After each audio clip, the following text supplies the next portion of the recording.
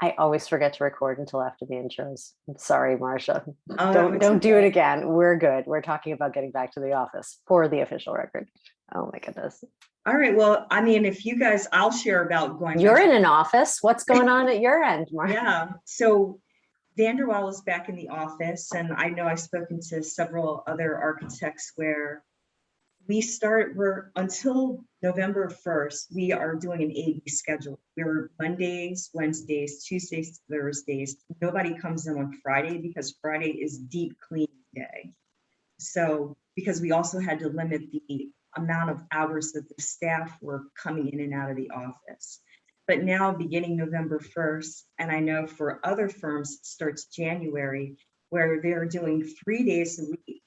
And then there's 2 flex days. And I think that that is like the set. This is how we are going back to work here on out, which for me is fantastic. Like, I think that's really great because management has said, how can you go back to 5 days a week when clearly we've all shown that we work productive from home?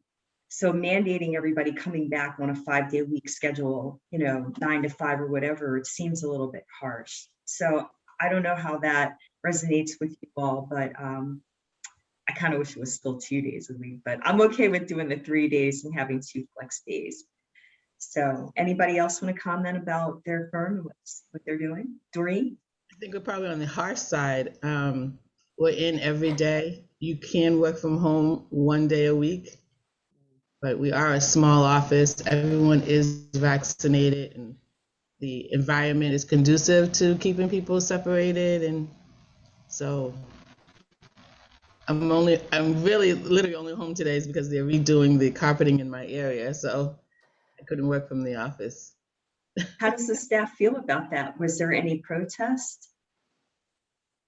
No, I think if you had like any other kind of issues, you just talk to the principals and they accommodated your schedule. So we have one person who comes in 1 day a week, and then Wow. they share their desk with someone who comes in 3 days, and we clean every other day.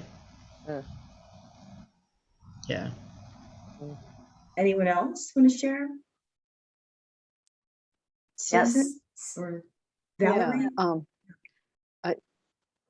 Oh, go ahead, Valerie.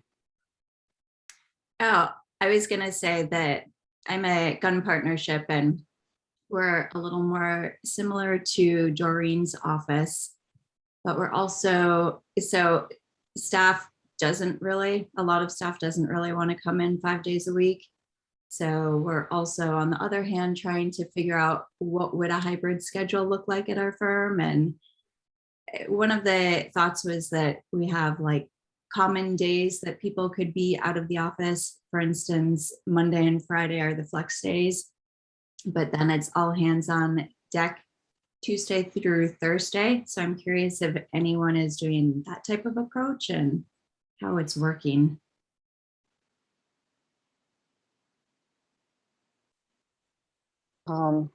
I will just add, we are not doing that kind of approach. It's interesting to have the very specific days.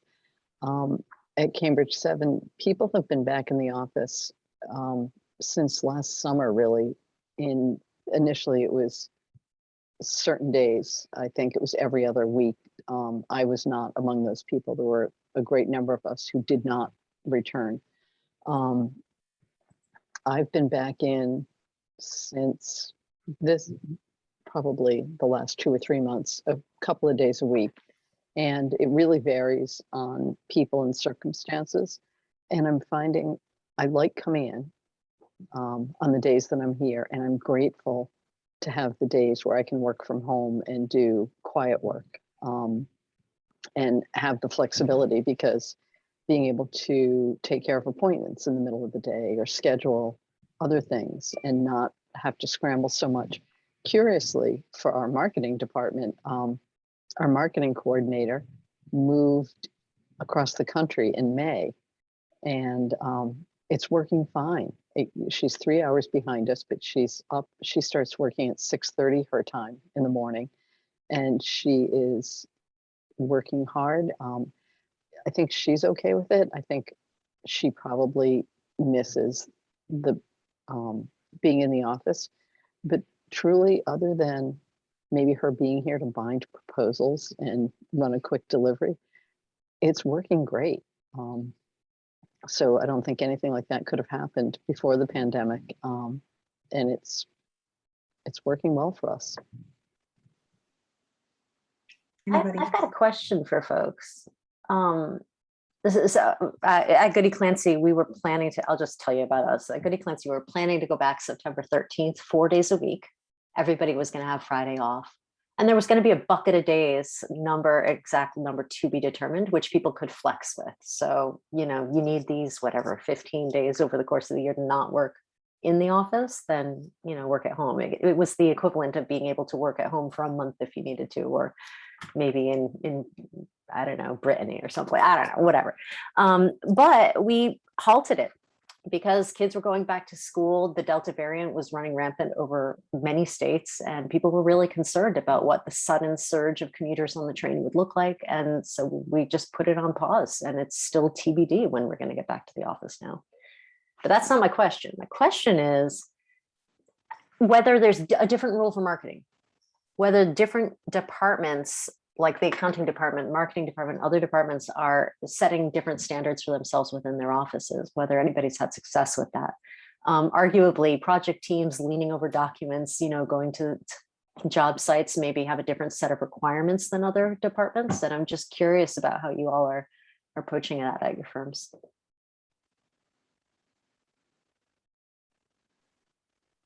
I'll chime in if no one else. Good morning. Sorry, I was having connection problems. So I'm on a different computer. It seems to be working better now, so I can hear you. We seem to have a pretty set thing happening with our accounting department. They are mostly in most of the time, but they do have flexibility.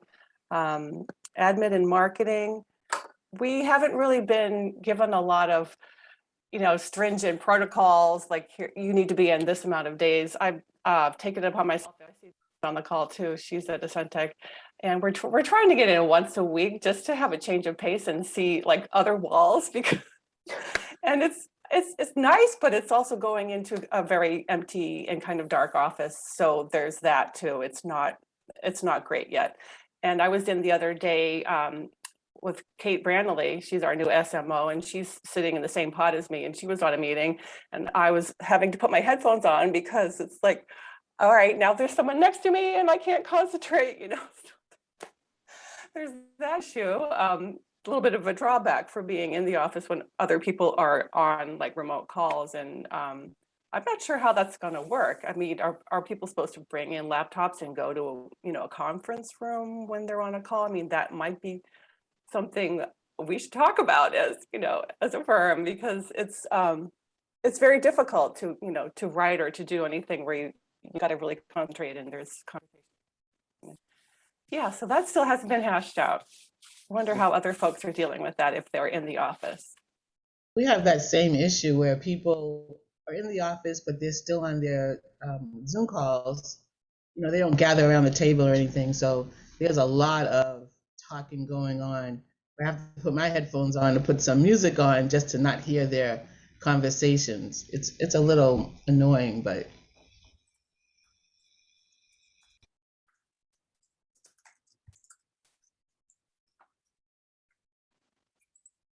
Okay, well, we are going to, just for the sake of time, we're going to move on to the next topic, which is hybrid. And Kate is going to throw up that slide, and we're going to move on to discuss questions about it. So Kate? You think I'm going to, but I can't get the stupid thing to share. Here we go. Oh, yeah. All right. So this is where we were. Yeah. Here's where we are. So, I mean, what Sandy and Doreen, what they were kind of talking about, challenges, benefits. Now that we've been hybrid, it's like now we're noisy when we come in with these meetings, but Kate will take it away. Yeah, I'm thinking a lot about this right now in two contexts. One is whether, because some folks are more at liberty to be in the office more frequently, some folks have, restrictions that keep them at home. Maybe it's commuting distance, maybe it's kids and juggling schedules.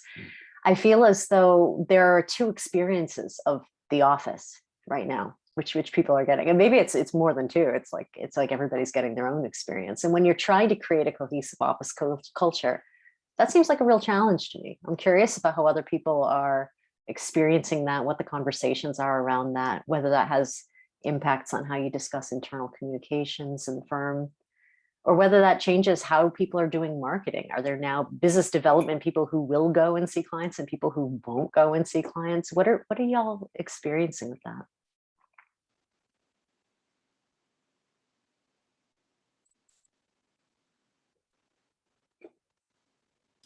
I guess I'll pop in. Hi, everyone. Kim Sousa.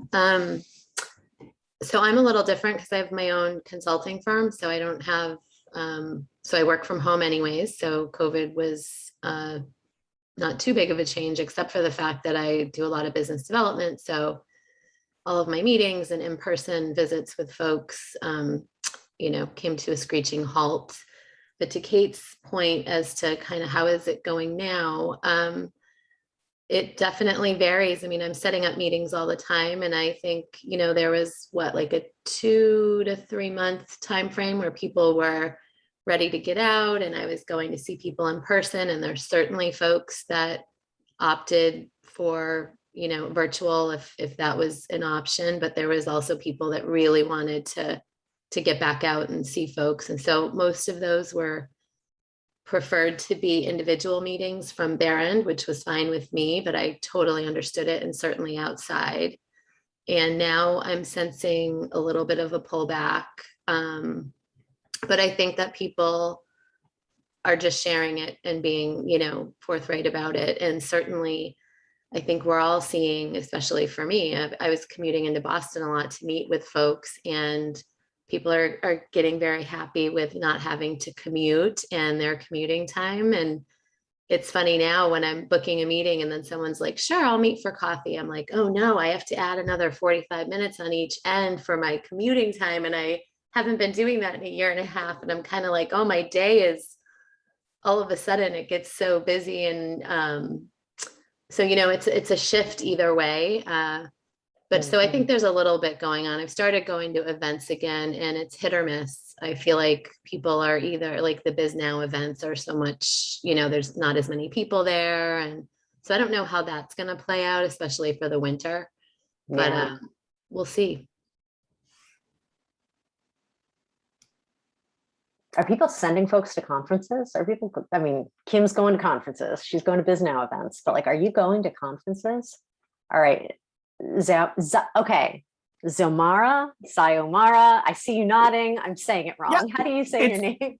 It's Ziomara. Ziomara. Yep. You're nodding. What's up? So our company, we are actually doing, in September, we started with mandatory 1 day a week or 1 day a month for team building. And then, talking with your manager on how often you want to go in. We did a climate survey in June, I think it was, to kind of figure out who all is comfortable going into the office, how often, and all of that. So that's been great. But we have noticed a lot of these conferences and events, they're trying to be virtual. Like Biz Now is no longer virtual. So we have people that are like, they want to be there. But I'm noticing, at least in my firm, it's more generational. I'm finding the people 40 and under are like, my work-life balance is better. I don't have to commute. I could do all my work from home. We're the generation that we started with AOL, Instant Messenger, and all of that. So we know how to communicate with all of these electronic platforms. And the people older are like, no, we have to get back in the office. And everyone else is just like, but we really don't. So that's our biggest challenge is, the junior and mid-level staff. It's like, we can do this. We've been doing it for a year and a half. We've been rocking it. Why do we have to now add commuting on public transportation? And every time I get a notification that the orange line is screwed up on my end, I'm like so happy that I'm home.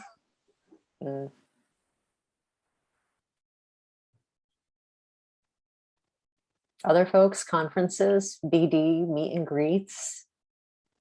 Are people hitting the road? I know that we just had a principal come back from a risk management conference in which there were no masks inside. Like people just weren't wearing masks inside. And I thought that's a very interesting story about risk management and who went to this conference. But it was, I mean, it was, I think it was held in South Carolina.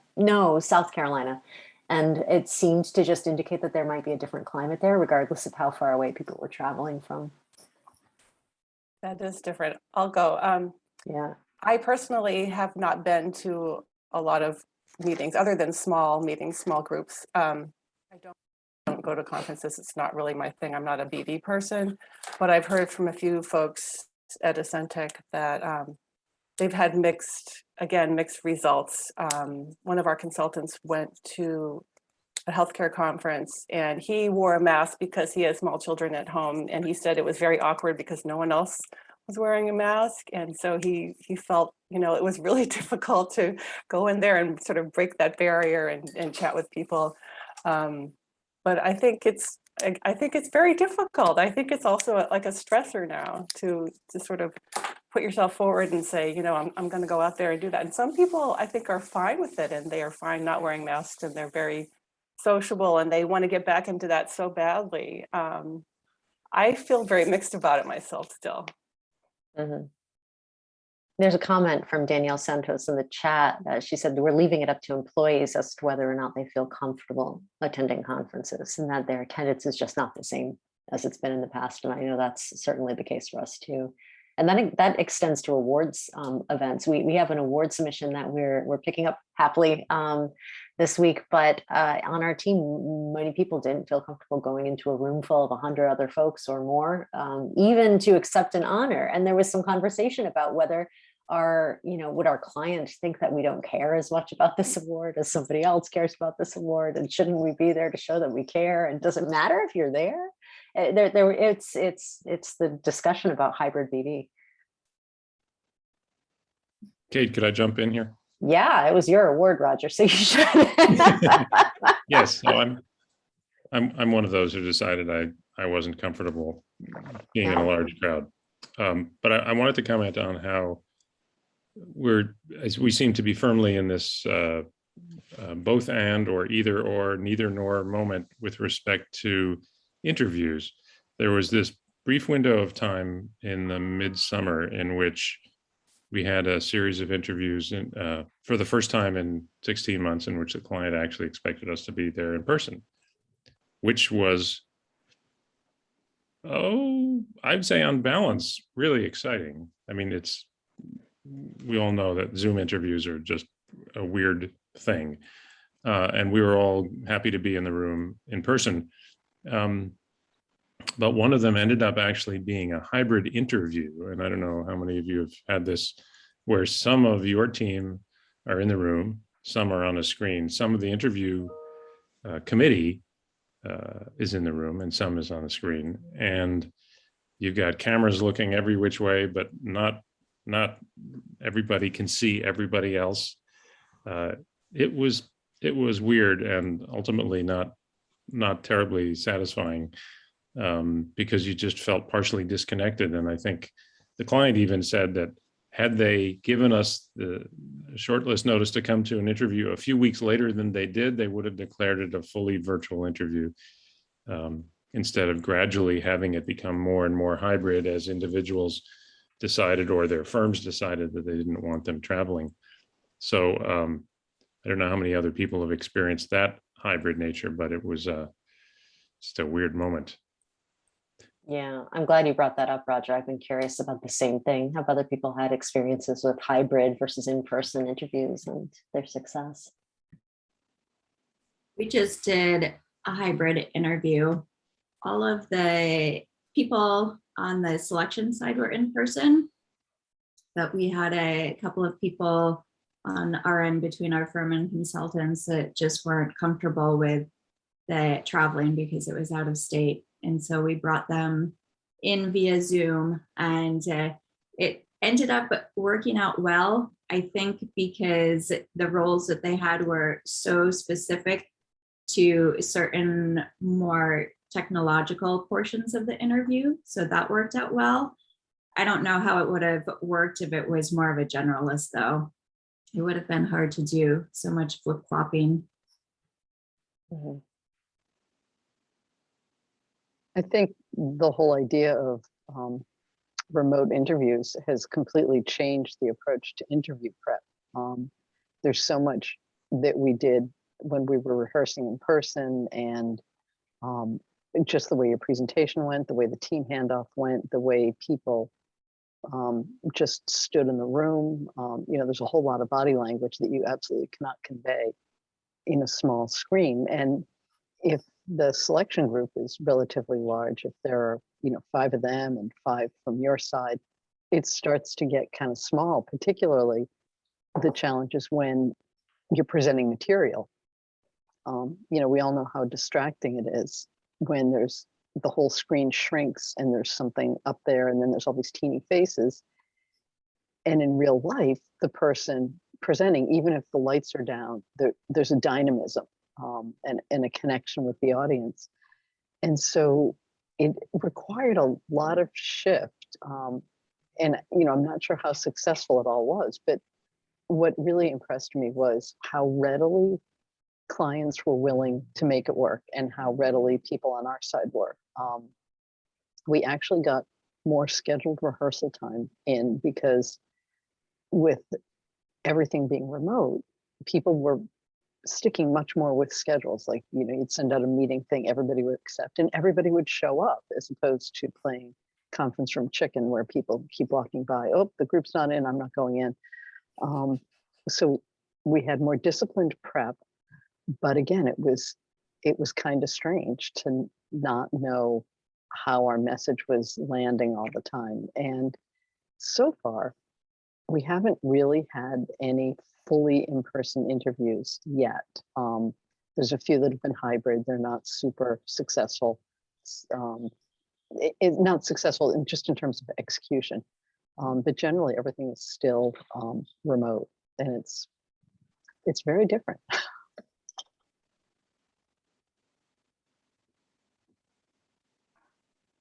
Anybody else? All right, well, maybe we'll jump on now to managing expectations. So as far as working from hybrid, going back to the office, I know that when we want to throw that out, the managing expectations, what it means for you and for your team. I know for our team, it means managing your expectations of that you're going to be available on your cell phone.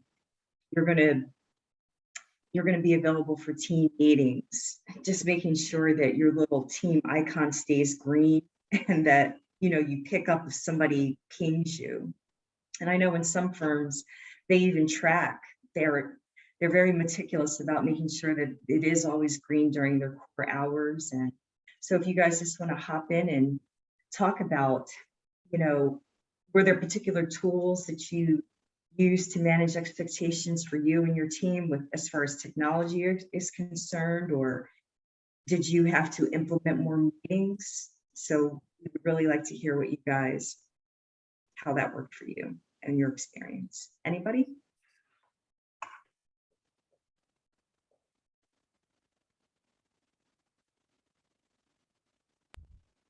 So I will say, oh, sorry. No, go ahead.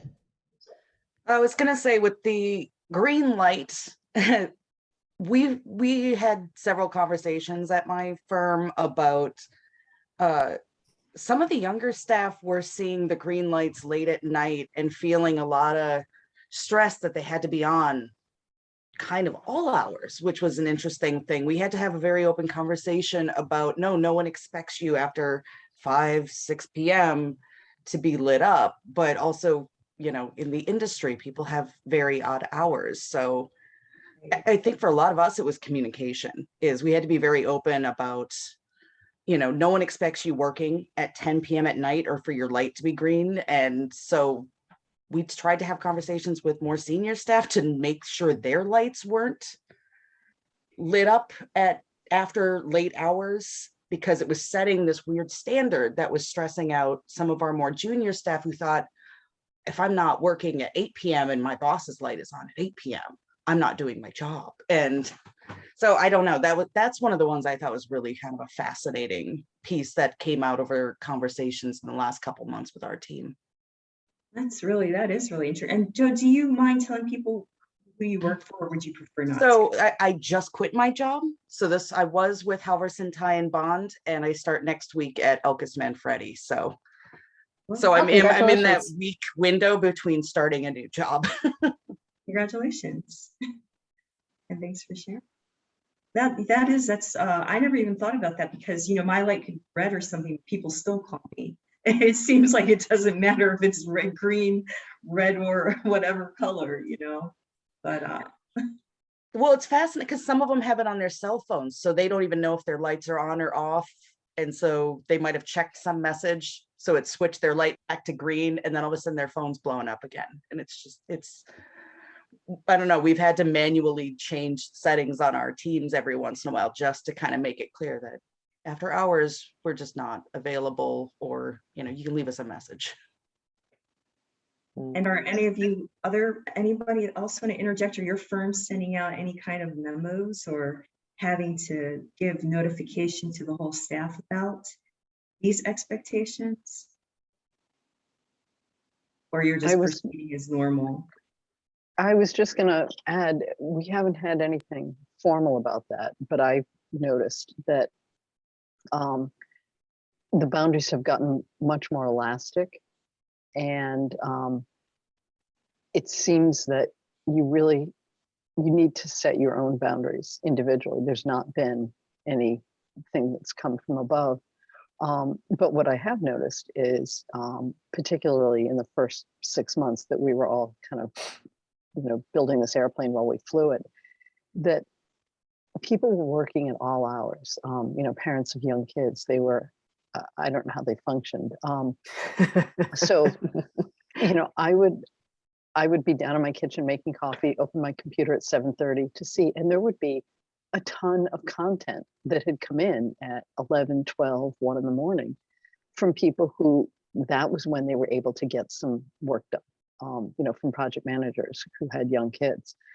And initially I was like, oh my God, like, do these people never rest? Like, this is like, how do they expect me to respond to this? And I realized time had shifted. Like, they sent stuff out, and then it was incumbent upon me, a morning person who doesn't have young kids. I could do stuff in the morning, send stuff. And we came to understand there would be no response during school hours.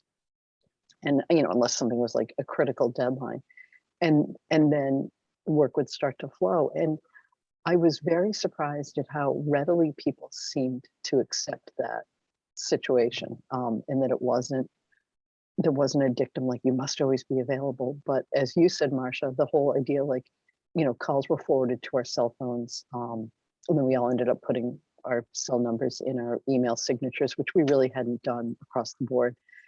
And I found myself being much more responsive when the phone rang. It's like, well, I better answer that, even if it wasn't during regular work hours, where when we were live in the office, I would not have done that. I would not have answered a ton of work calls in the evening. So I don't know if it's better or worse to have rules, but people seem to have adapted.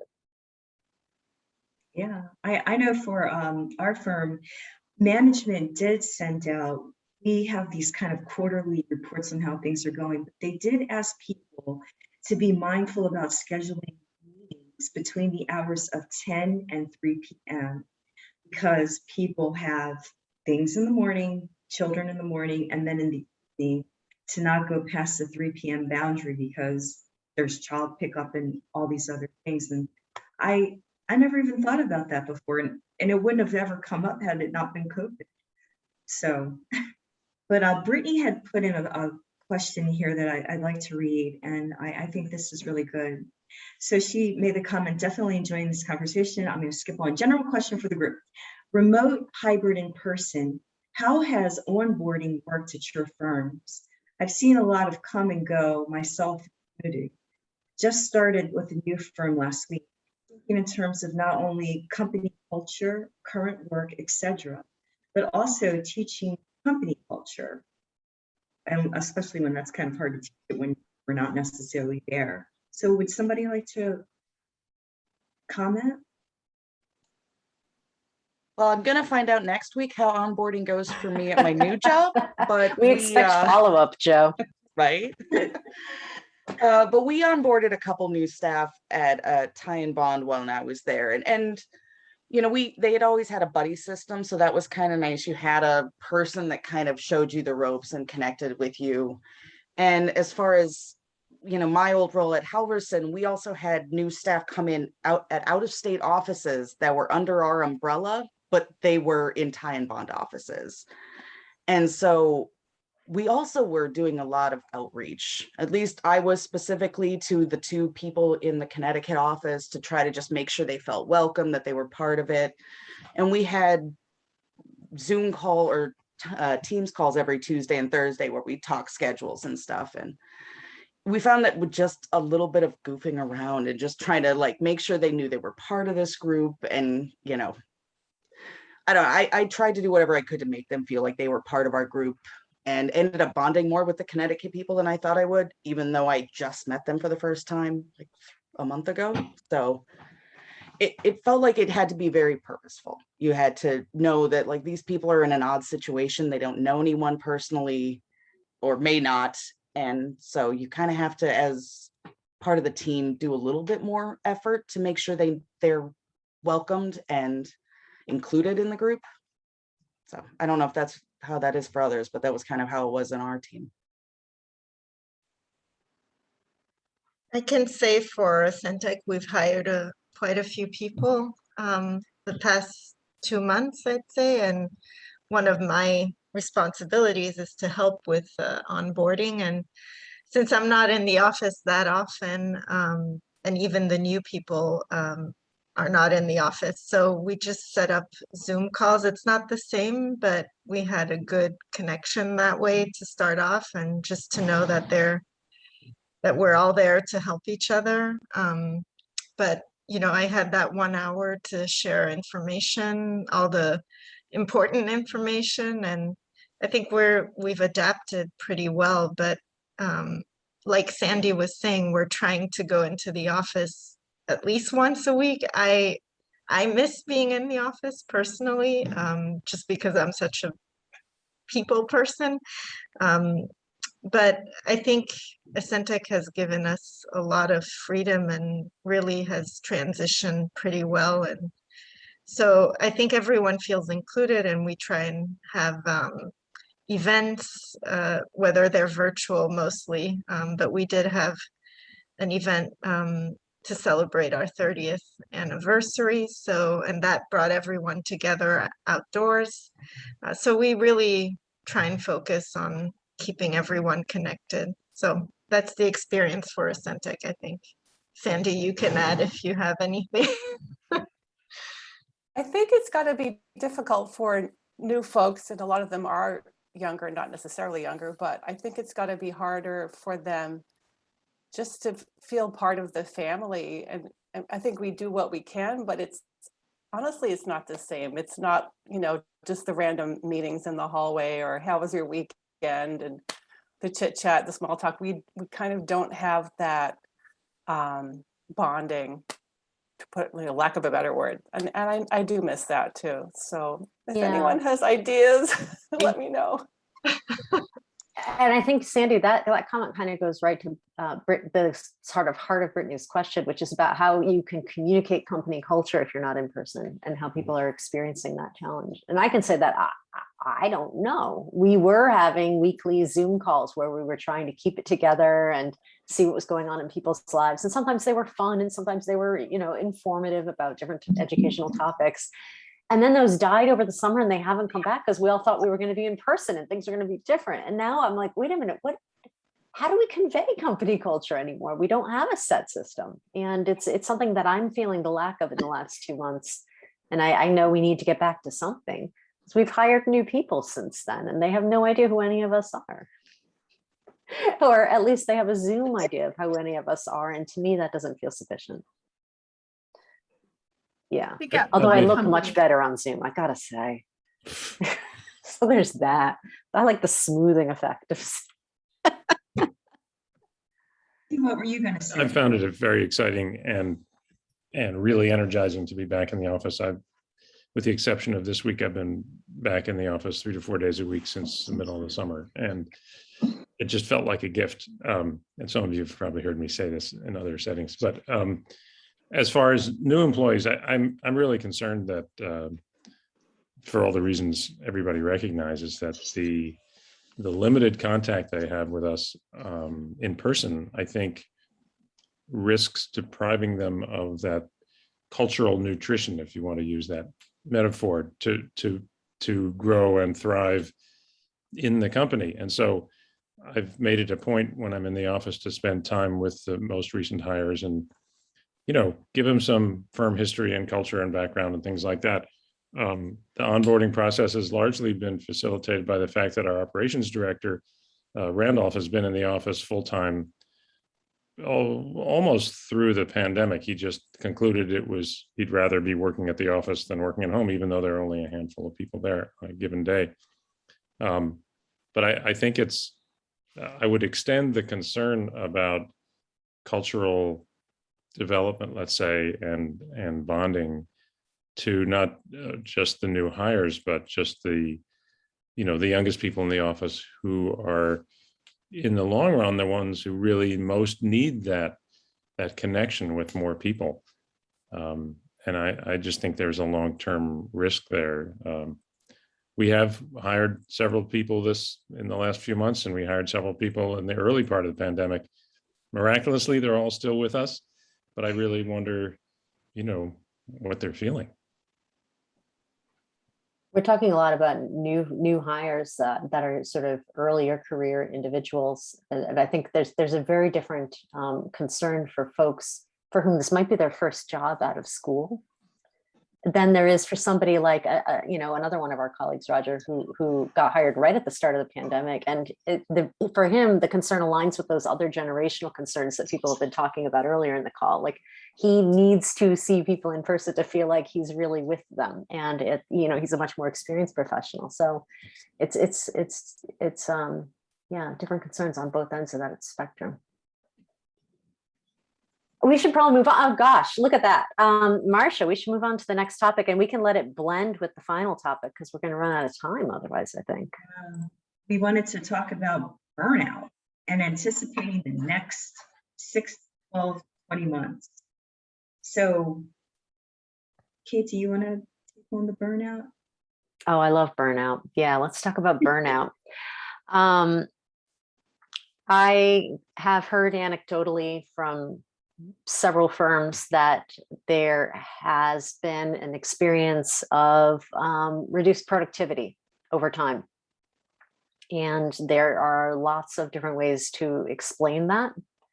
But one of the ways that we might look at it is just that maybe people are getting weary. We thought we were seeing the light at the end of the tunnel. It turns out we were just seeing the tunnel, and there's a real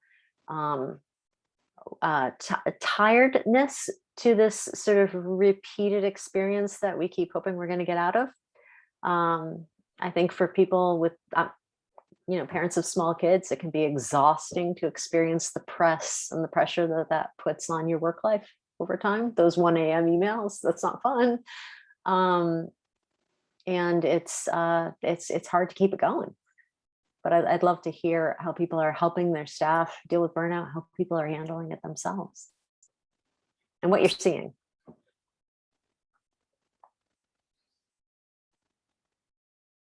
Do people even know how to identify burnout? Well, that's a good question. I mean, have you had to confront anybody in your firms about that, or anyone? No, it just comes with our territory. It was interesting, and we had the president of Ty and Bond bounce around to all of the offices and talk to our staff about how we were all handling everything, and we had a really good conversation about burnout. And one of the project managers kind of had blown my mind with it, but he had said, for him as a project manager, it was really important to pay attention to the signs of his staff, because they weren't always upfront about knowing they had they were in burnout or being afraid to talk about being burned out. And so he was kind of pointing out that it's a little bit on us as management to see them and kind of get the warning signs out to them that, you know, you need to take a little bit of a break and not take this so, you know, at heart that you have to do everything every day by, you know, certain like you have to meet your deadlines. But he had made this point that, you know, sometimes the staff are afraid to say they're burning out. They may not even know they're burning out. And to know your own team and see the signs of them stressing out was a hugely important deal. And it showed that we, you know, we had to really make our teams very tight and communicative with each other so that we were sensing it. And we all kind of just looked out for each other in that way. You know, we had people with young children that we were checking in on them and getting after them to turn your light off at 11 p.m. And we know you're working and, you know, you have mixed hours, but, you know, we're a team, we're carrying this together. And that was a lot of the communication that the smaller groups were sharing amongst each other, was just letting everyone know we had each other's backs and that they could be honest if they were starting to wear down.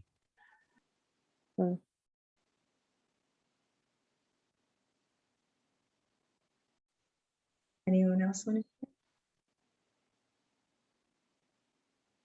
So something my firm actually put into place at the beginning of the pandemic that has still going on is HR actually calls everybody. So she just has, you know, the 90 people in the company and she picks, I don't know, 5 people a week or whatever, and she just checks in with them. So she sets up 45 minutes on your calendar, check in, how's it going? Do you need anything? And I think we have all found that like super helpful to know that like HR is looking out for us. She also, you know, sends the emails. It's like, if you need to take your time off, take it. Just because we're in a pandemic doesn't mean to just, you know, roll over all those PTO hours. Like, you need a vacation, even if it's a staycation. And that's been super helpful for our firm. I can't really like say, oh yeah, we had like 3 people like completely burn out, because we've had that like from the top, we've had the people telling us like, you need to take time away from your desk. You need to take your lunch break. You need to just be away and be with your family or yourself and take your time.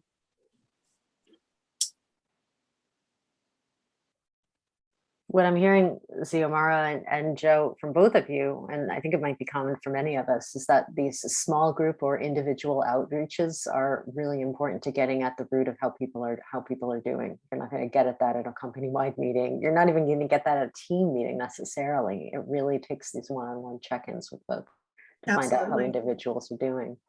Mm-hmm. I'm wondering about marketing burnout.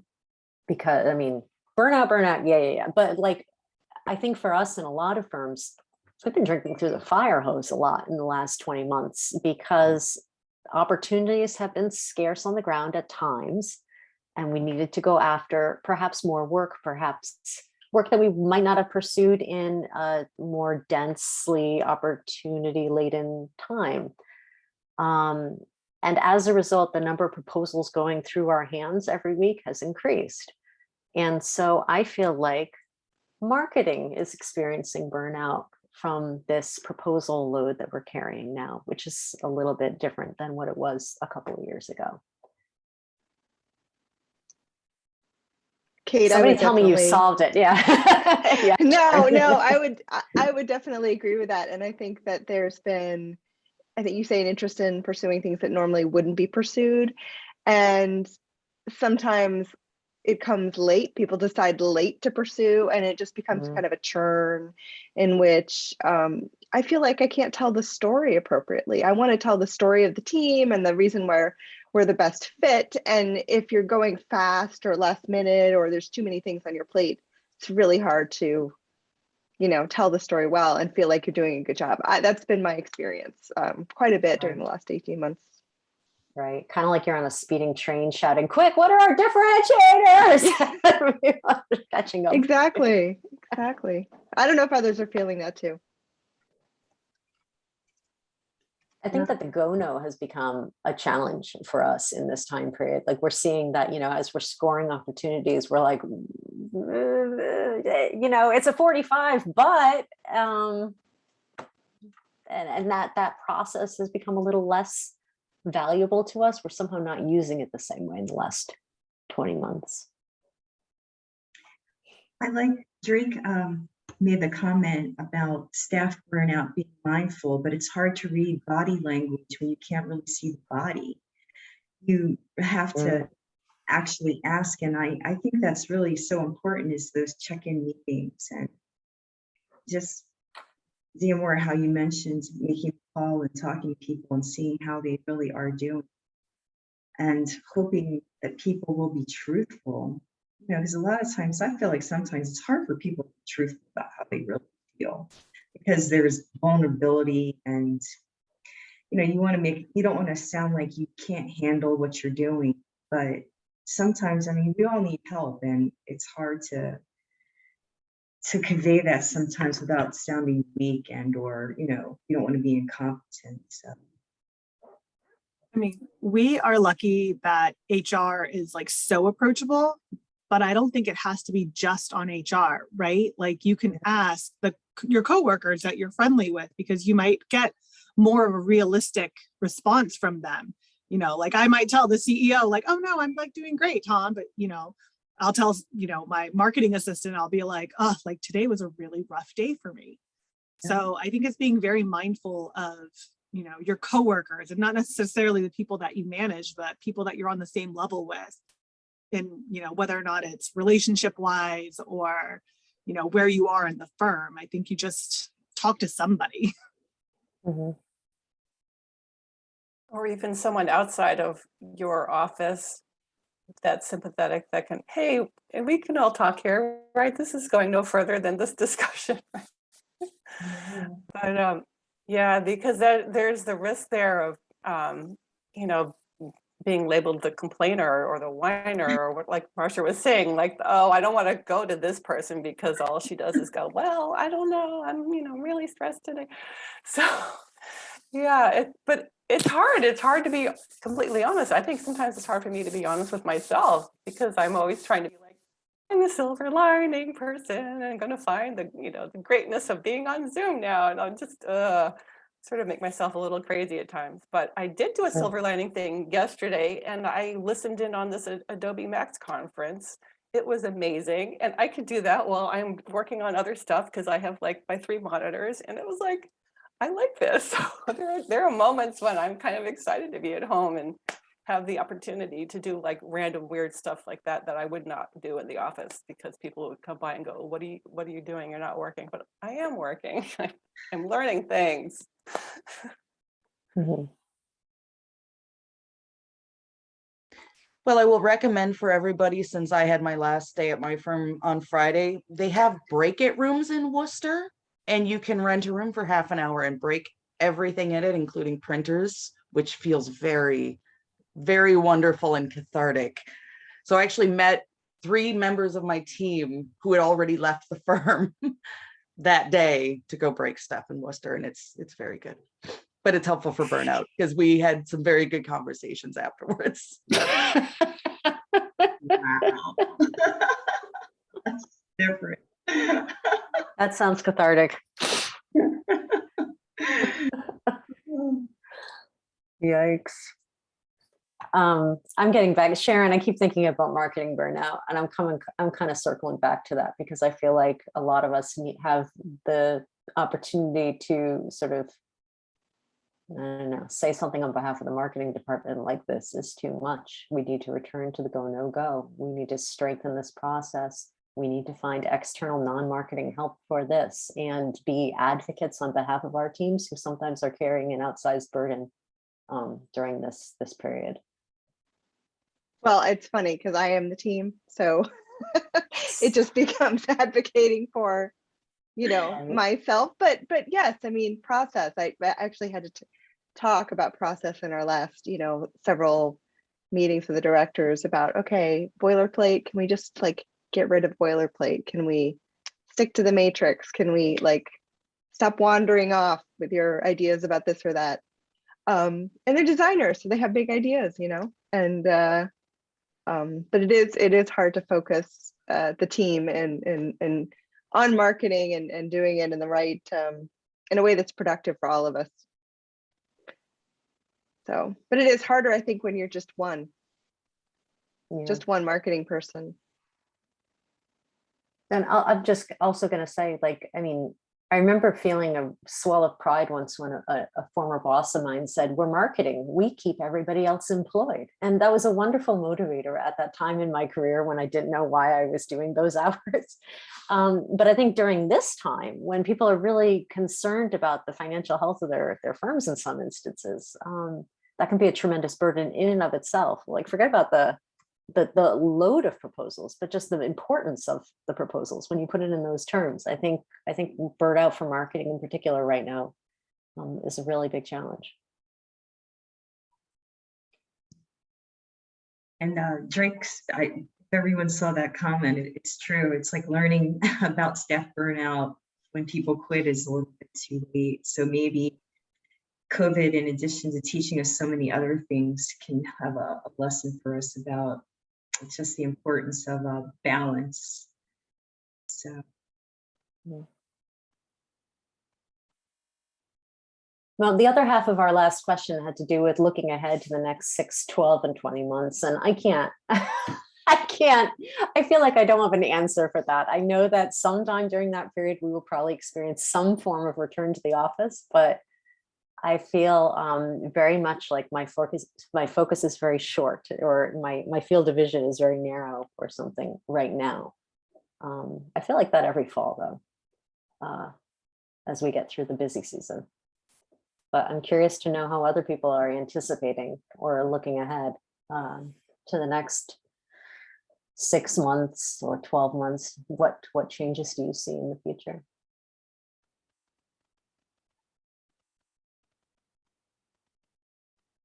Or is everybody like me, head down, make it to Thursday? Yes, that's exactly right. I feel Just like gotta make it to Thursday at 3. Yeah. Are you worried about COVID resurge? Are you thinking that we're going to cruise through the winter time and we're going to be able to go back to how we, those few days a week? What are you guys' thoughts on that? Well, I'm not concerned about a COVID resurge, especially not here, with the vaccination rates and all of that. But I really don't want to go back to the office, like, ever. Like, I am so happy working from home. And like, if I get mad at somebody, they can't see my facial expression because I've got a terrible poker face. Like, just, it's working for me, guys. Just let me stay here. And the only thing that's really kind of pushing marketing specifically back to the office is our clients have started asking for paper copies of stuff again. And I'm just like, what is that? That just started again. I'm like, we went 18 months without giving you a paper copy. And now you're like, nope, I need to go back to getting 7 copies. And I'm just like, but why? So if they let me stay remote permanently, I will be a very happy camper. As will your cats. As will my cats.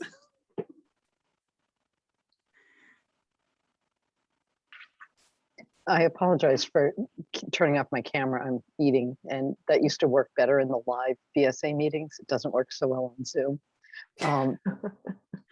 I think one thing that's become very apparent in like the forecasting 6, 12, however many months, is we can't forecast the future. It's the offices that said, we will be back in person by this date. And I just heard on the radio this morning that they're extending the school mask mandate. It was expected to end November 1st, and now it's going until January 15th. So I think any kind of sweeping predictions are absurd. There's a variant in Britain now. Will it come here? Is it going to change things? I think getting very good at adapting and doing what we do really well seems to be the way to go, and being nimble and flexible, as opposed to saying, as of this date, we're making this solid change and everything's going to be a certain way. Who knows? But it seems like nothing that's been predicted has actually played out yet exactly as it's been predicted. It's true. I agree with your comments, Susan. It is. It's so hard to predict what's going to happen. I do want to digress because we do have that question from Drake. How do firms handle interviews for new staff when virtual is so sterile and missing touch? Does anybody want to comment about that?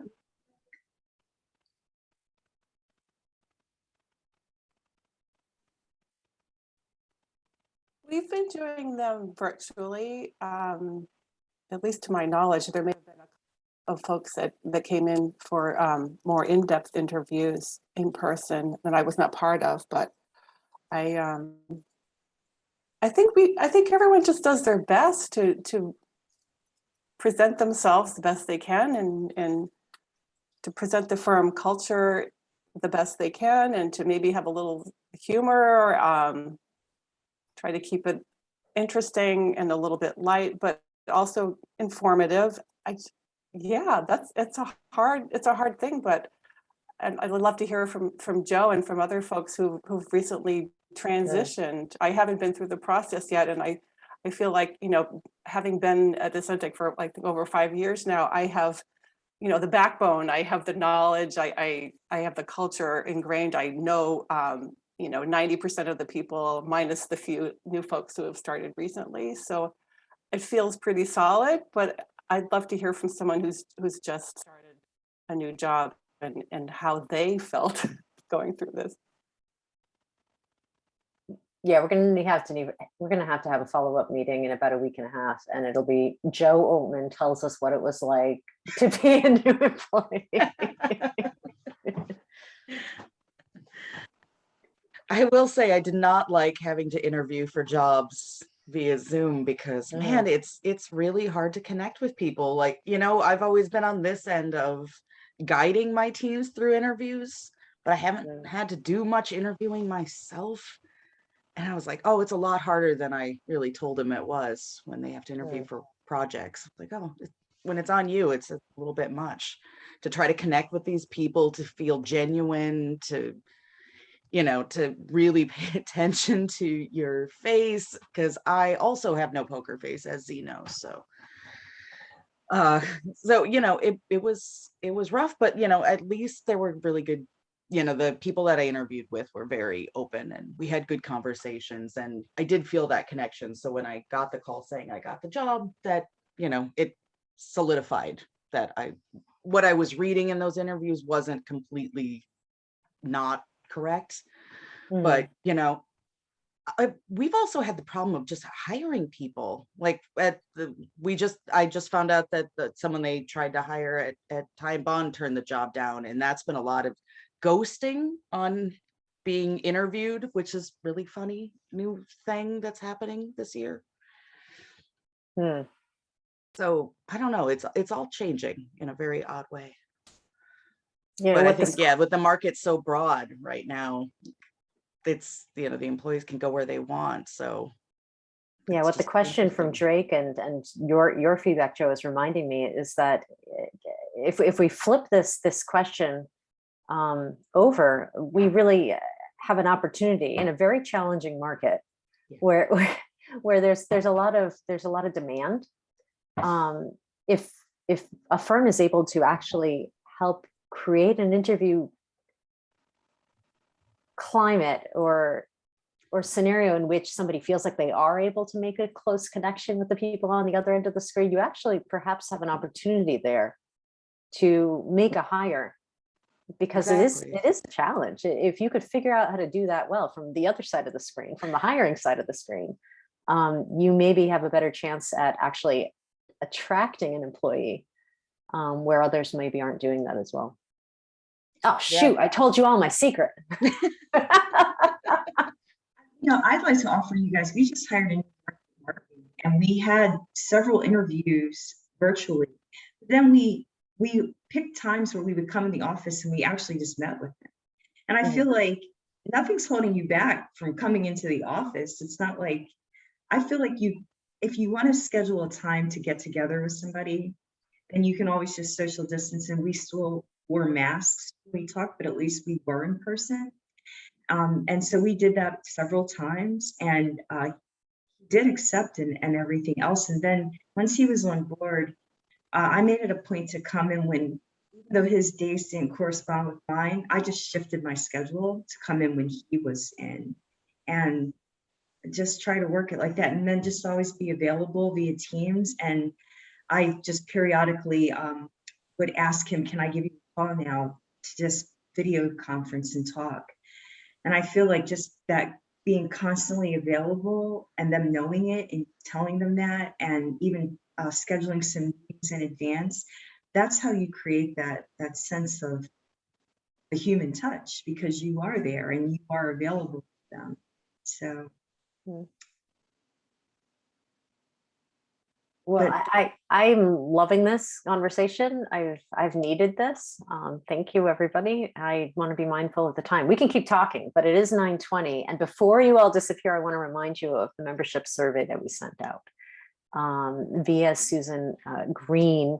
And if you haven't received the survey, we're trying to get information about what people are interested in and want to talk about for the rest of the programming year and beyond. So please go ahead and email Susan if you didn't get the survey. And if you haven't filled it out, fill it out, because we want to find out what you're thinking about and what you're curious about.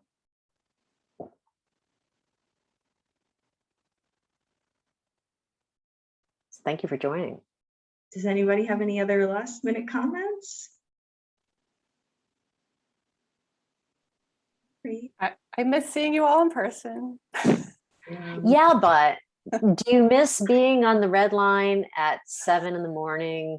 No, get I used to down? drive, but it was still, that parking garage under the BSA. Ugh. No, I miss seeing you in person too, Sandy. Yeah. All right. Well, everybody be safe. And thank you so much for joining the conversation. Look forward to seeing you guys next month. Thank you, Marcia and Kate. Thank you. Guys. Bye. Bye.